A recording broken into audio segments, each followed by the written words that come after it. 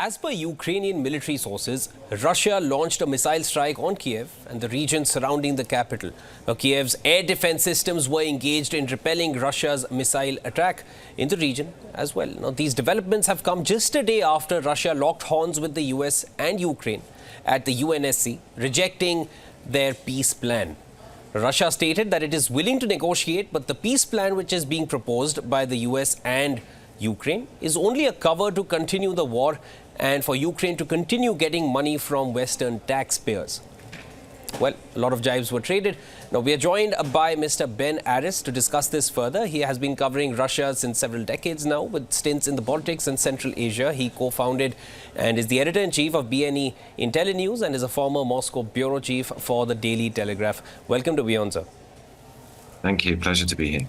Mr. Aris, let's just start quickly with this. Now, the peace plan that Russia has rejected, what are Russia's grounds for rejecting it, and why does it feel that it's a cover-up to continue the war? Well, exactly. I think it's fairly disingenuous of Lavrov, the foreign minister, to say, and he did again at the UNSC meeting yesterday, that Russia is prepared to start peace talks, in so much as they're prepared to start peace talks on Russia's terms, which basically means complete capitulation by the Ukrainian side.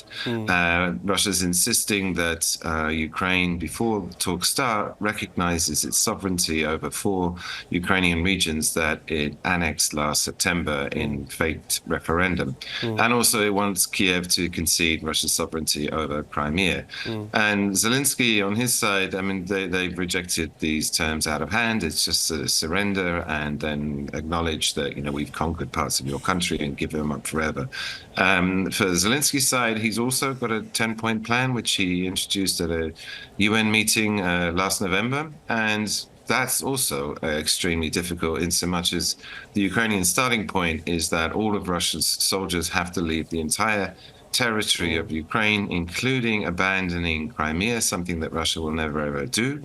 And they're only prepared to start talks after that happens. So the two sides are so incredibly far apart. There's no common ground whatsoever. And so there's no prospects for any meaningful ceasefire talks. And Russia's holding out. I think Lavrov is accusing the West of playing for time by bringing up these peace talks. However, Russia too is playing for time. They're just waiting for Ukraine to run out of ammunition. And Ukraine has now found itself in a very difficult position because US military and financial aid basically came to an end in January. And what new allocations that the US are promising are now tied up within, you know, internal wrangling. It's got caught up in American domestic policy ahead of the elections later this year. And so Putin's sitting back and just waiting for the Ukrainians to run out of shells and hoping then to solidify his position on the ground. And at that point, the Ukrainians might have to come and start talks if they have no ammo left. You've broken it down exactly on what Russia's terms are and what Ukraine's terms are. Of course, they're far apart from each other, but Russia still continues to assert that it is willing to negotiate. Is it just a rhetoric at this point, or what would be the possible terms of that negotiation when they're so far apart and stagnant? I mean, they're steadfast on their points. Indeed. I mean, the terms is capitulation by the Ukrainian side, that to abandon the Donbass completely, to abandon Crimea completely, and to solidify Russia's claim over the land bridge, which links the Russian border, Rostov, down the coast to the Crimea and allows Russia to supply Crimea by land. At the moment, there's only a bridge and ships. Shipping in the Black Sea has become next to impossible because of Ukrainian missiles. And so Putin's very adamant that they want to keep that land. And again, analysts, you know, the speculation is that actually Russia would like to push further along the coast and take the port of Odessa, which is a couple of 100 kilometers to the west of Crimea, which is still in Ukrainian hands. Everything to the left of the Dnieper River, which cuts the country in half, is still in Ukrainian hands. And then that would, Odessa is is Ukraine's biggest Black Sea port. It's hugely important for its grain exports. And Russia had ambitions to grab that, but the Ukrainian armed forces very effectively pushed Russia back, and it remains in Ukrainian hands. So I think Putin's just playing the waiting game. He'll either accept that he can keep what he's got if the Ukrainians concede that, but he might want to continue the war and push further west along the coast and actually take all of Ukraine's Black Sea coast, which of course would be a disaster for the economy, the Ukrainian economy, if they lost their ability to export. I just want to take it a little further from there, that in case Putin decides to go further into the western part of Ukraine, because there was a recent missile strike on Kiev. Of course, this is from the Ukrainian military sources which have confirmed this, and they have claimed this. Now, the Ukrainian capital, is it the end game for Russia in this war? Is gaining Kiev the end game here, or are they happy taking the four eastern regions into their fold if Ukraine agrees to that? What is Russia really gunning for in the longer term, even if it waits it out? I don't think Kiev is on the agenda. I mean, it's the birthplace of the Slavic people, and it's a city of 3 million people. And to take it by force would be next to impossible. The military logic of taking a large city like Kiev is that you have to go in with ground forces, do urban fighting, street battles, and with 3 million people to defend it.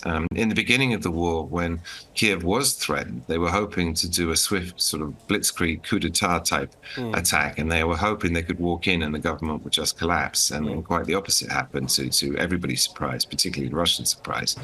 And Russians don't do urban fighting. I mean, you look at the Battle of Bakhmut, the city was simply flattened by shells. You look at the Battle of Grozny in Chechnya and the Chechen Wars, the city was simply flattened by shells. And even for the Russians to flatten Kiev, sort of 2,000-year-old city, which is the birthplace of their people, I think is unconscionable.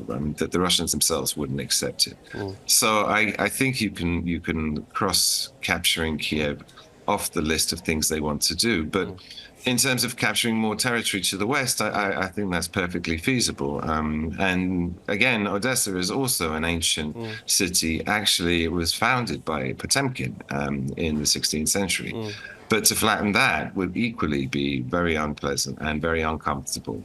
So I think Putin's strategy is simply to sit back, to hold his defensive line, and it's a war of attrition to wear the Ukrainians out. There was a report this morning from CNN that the Ukrainians are already running out of shells, and they're firing 1 shell for every Russian 10 shells.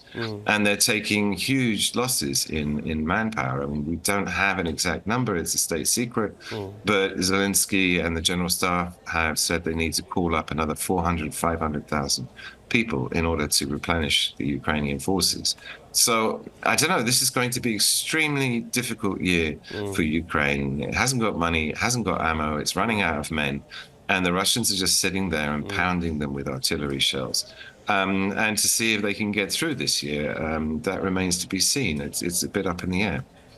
You mentioned the money aspect for Ukraine. I just wanted to take your thoughts on this, that Lavrov also mentioned that they are rejecting the peace plan which the US and Ukraine have proposed, because it's also a way for Ukraine to continue getting money from Western taxpayers. Now, that's of course a claim which Russia is making, but I wanted to take your thoughts on this. Do you find any weight behind these words? Because there have been echoes and murmurs about this, that how Ukraine is gaining from the funding that is coming in from the Western taxpayers regarding, at least in the last nearly 2 years now.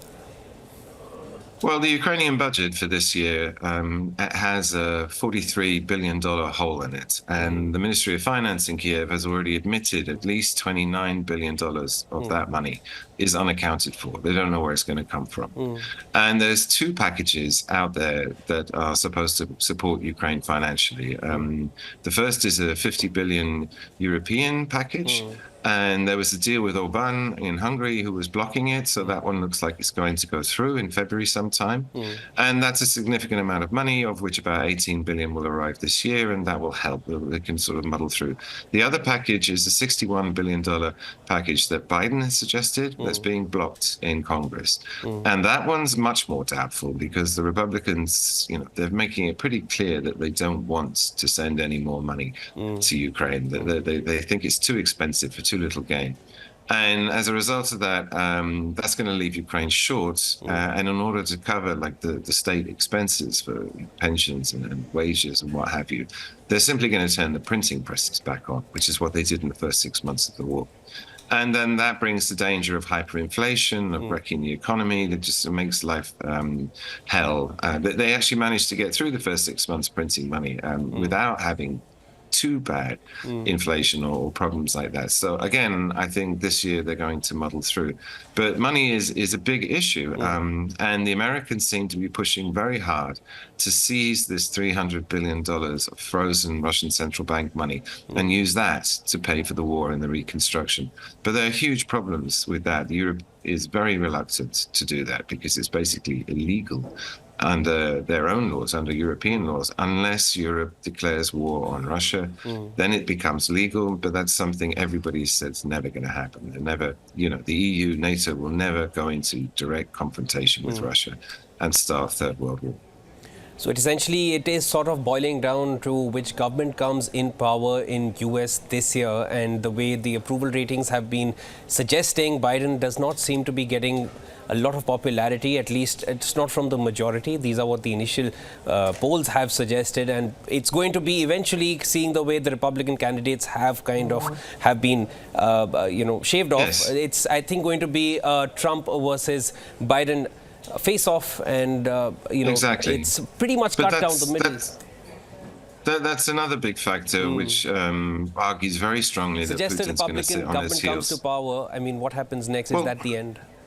Exactly. I mean, Putin wants to wait until the presidential elections are passed because there is a chance, and it's not a zero chance, that Trump comes back. And Trump has said, that he'll end the war, whatever that means.